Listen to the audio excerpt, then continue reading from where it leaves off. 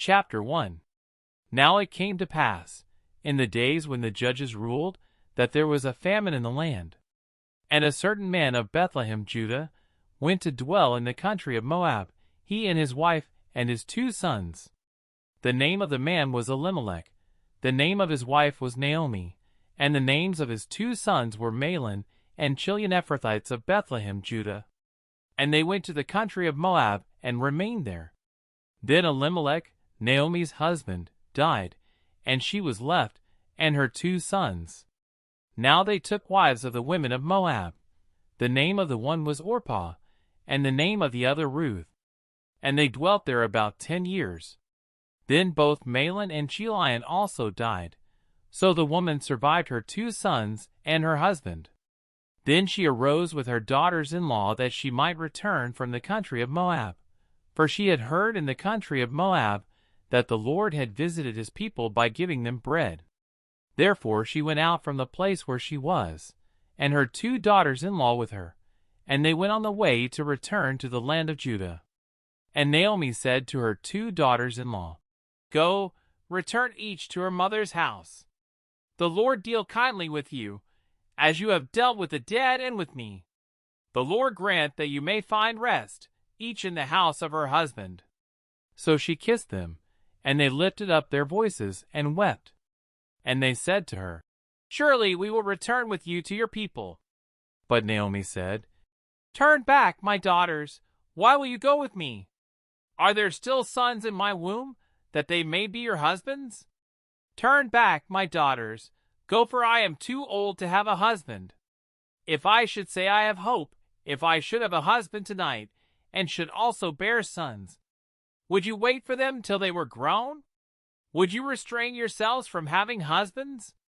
No, my daughters, for it grieves me very much for your sakes that the hand of the Lord has gone out against me. Then they lifted up their voices and wept again, and Orpah kissed her mother-in-law, but Ruth clung to her. And she said, Look, your sister-in-law has gone back to her people and to her gods. Return after your sister-in-law. But Ruth said, Entreat me not to leave you, or to turn back from following after you. For wherever you go, I will go, and wherever you lodge, I will lodge. Your people shall be my people, and your God my God. Where you die, I will die, and there will I be buried. The Lord do so to me, and more also, if anything but death parts you and me. When she saw that she was determined to go with her, she stopped speaking to her. Now the 2 of them went until they came to Bethlehem. And it happened, when they had come to Bethlehem, that all the city was excited because of them.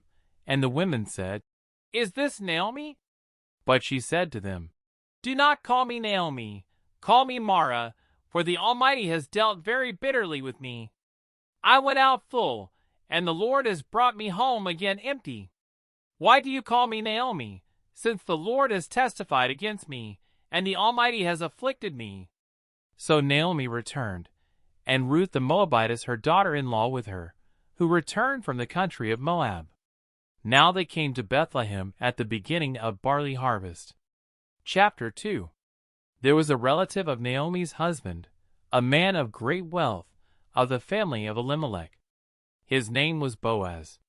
So Ruth the Moabitess said to Naomi, Please let me go to the field, and glean heads of grain after him in whose sight I may find favor. And she said to her, Go, my daughter. Then she left, and went and gleaned in the field after the reapers. And she happened to come to the part of the field belonging to Boaz, who was of the family of Elimelech. Now behold, Boaz came from Bethlehem, and said to the reapers, The Lord be with you. And they answered him, The Lord bless you. Then Boaz said to his servant, who was in charge of the reapers, Whose young woman is this? So the servant who was in charge of the reapers answered and said, It is the young Moabite woman who came back with Naomi from the country of Moab. And she said, Please let me glean and gather after the reapers among the sheaves. So she came and has continued from morning until now, though she rested a little in the house. Then Boaz said to Ruth, You will listen, my daughter, will you not? Do not go to glean in another field, nor go from here, but stay close by my young women. Let your eyes be on the field which they reap, and go after them. Have I not commanded the young men not to touch you? And when you are thirsty, go to the vessels and drink from what the young men have drawn. So she fell on her face, bowed down to the ground, and said to him, Why have I found favor in your eyes, that you should take notice of me, since I am a foreigner? And Boaz answered and said to her, It has been fully reported to me all that you have done for your mother-in-law since the death of your husband, and how you have left your father and your mother and the land of your birth, and have come to a people whom you did not know before. The Lord repay your work, and a full reward be given you by the Lord God of Israel, under whose wings you have come for refuge. Then she said, Let me find favor in your sight, my Lord, for you have comforted me, and have spoken kindly to your maidservant, though I am not like one of your maidservants. Now Boaz said to her at mealtime, Come here, and eat of the bread, and dip your piece of bread in the vinegar. So she sat beside the reapers, and he passed parched grain to her, and she ate and was satisfied, and kept some back. And when she rose up to glean, Boaz commanded his young men, saying, Let her glean even among the sheaves, and do not reproach her. Also let grain from the bundles fall purposely for her. Leave it that she may glean, and do not rebuke her. So she gleaned in the field until evening, and beat out what she had gleaned, and it was about an ephah of barley. Then she took it up, and went into the city, and her mother-in-law saw what she had gleaned. So she brought out, and gave to her what she had kept back after she had been satisfied. And her mother-in-law said to her, Where have you gleaned today? And where did you work? Blessed be the one who took notice of you. So she told her mother-in-law with whom she had worked, and said, The man's name with whom I work today is Boaz. Then Naomi said to her daughter-in-law, Blessed be he of the Lord, who has not forsaken his kindness to the living and the dead. And Naomi said to her, This man is a relation of ours, one of our close relatives. Ruth the Moabitess said, He also said to me, You shall stay close by my young men until they have finished all my harvest. And Naomi said to Ruth her daughter-in-law, It is good, my daughter, that you go out with his young women, and that people do not meet you in any other field. So she stayed close by the young women of Boaz, to glean until the end of barley harvest and wheat harvest, and she dwelt with her mother-in-law. Chapter 3. Then Naomi her mother-in-law said to her, My daughter, shall I not seek security for you, that it may be well with you? Now Boaz, whose young women you were with, is he not our relative? In fact, he is winnowing barley tonight at the threshing floor. Therefore wash yourself and anoint yourself, put on your best garment, and go down to the threshing floor. But do not make yourself known to the man until he has finished eating and drinking. Then it shall be, when he lies down, that you shall notice the place where he lies, and you shall go in, uncover his feet, and lie down, and he will tell you what you should do. And she said to her, All that you say to me I will do. So she went down to the threshing floor, and did according to all that her mother-in-law instructed her.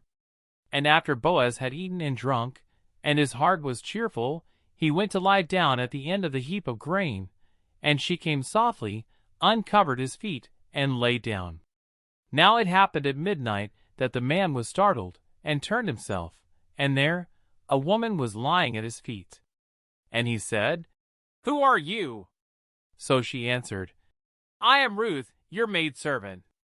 Take your maidservant under your wing, for you are a close relative. Then he said, Blessed are you of the Lord, my daughter, for you have shown more kindness at the end than at the beginning, in that you did not go after young men, whether poor or rich. And now, my daughter, do not fear. I will do for you all that you request, for all the people of my town know that you are a virtuous woman. Now it is true that I am a close relative. However, there is a relative closer than I. Stay this night, and in the morning it shall be that if he will perform the duty of a close relative for you good, let him do it. But if he does not want to perform the duty for you, then I will perform the duty for you, as the Lord lives. Lie down until morning." So she lay at his feet until morning, and she arose before one could recognize another. Then he said, "Do not let it be known that the woman came to the threshing floor."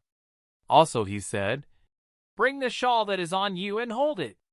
And when she held it, he measured 6 ephahs of barley and laid it on her. Then she went into the city. When she came to her mother-in-law, she said, "Is that you, my daughter?" Then she told her all that the man had done for her. And she said, "These 6 ephahs of barley he gave me, for he said to me, 'Do not go empty-handed to your mother-in-law.'" Then she said, "Sit still, my daughter, until you know how the matter will turn out, for the man will not rest until he has concluded the matter this day." Chapter 4. Now Boaz went up to the gate and sat down there, and behold, the close relative of whom Boaz had spoken came by. So Boaz said, "Come aside, friend, sit down here." So he came aside and sat down. And he took 10 men of the elders of the city and said, "Sit down here." So they sat down.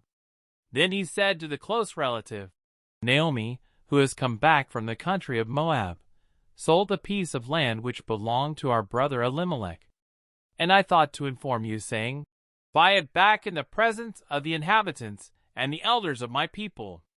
If you will redeem it, redeem it. But if you will not redeem it, then tell me, that I may know, for there is no one but you to redeem it, and I am next after you.' And he said, 'I will redeem it.' Then Boaz said, 'On the day you buy the field from the hand of Naomi, you must also buy it from Ruth the Moabitess, the wife of the dead, to perpetuate the name of the dead through his inheritance.' And the close relative said, 'I cannot redeem it for myself, lest I ruin my own inheritance. You redeem my right of redemption for yourself, for I cannot redeem it.' Now this was the custom in former times in Israel concerning redeeming and exchanging. To confirm anything, one man took off his sandal and gave it to the other, and this was a confirmation in Israel. Therefore the close relative said to Boaz, 'Buy it for yourself.' So he took off his sandal. And Boaz said to the elders and all the people, 'You are witnesses this day that I have bought all that was Elimelech's, and all that was Chilion's and Mahlon's, from the hand of Naomi.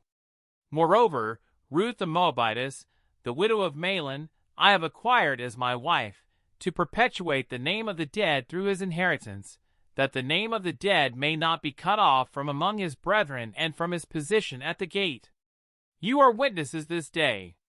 And all the people who were at the gate and the elders said, 'We are witnesses. The Lord make the woman who is coming to your house like Rachel and Leah, the 2 who built the house of Israel, and may you prosper in Ephrathah and be famous in Bethlehem. May your house be like the house of Perez, whom Tamar bore to Judah, because of the offspring which the Lord will give you from this young woman.' So Boaz took Ruth, and she became his wife. And when he went into her, the Lord gave her conception, and she bore a son. Then the women said to Naomi, 'Blessed be the Lord, who has not left you this day without a close relative, and may his name be famous in Israel. And may he be to you a restorer of life and a nourisher of your old age. For your daughter-in-law, who loves you, who is better to you than 7 sons, has borne him.' Then Naomi took the child and laid him on her bosom, and became a nurse to him. Also the neighbor women gave him a name, saying, 'There is a son born to Naomi.' And they called his name Obed. He is the father of Jesse, the father of David. Now this is the genealogy of Perez. Perez begot Hezron. Hezron begot Ram, and Ram begot Amminadab. Amminadab begot Nahshon, and Nahshon begot Salmon. Salmon begot Boaz, and Boaz begot Obed.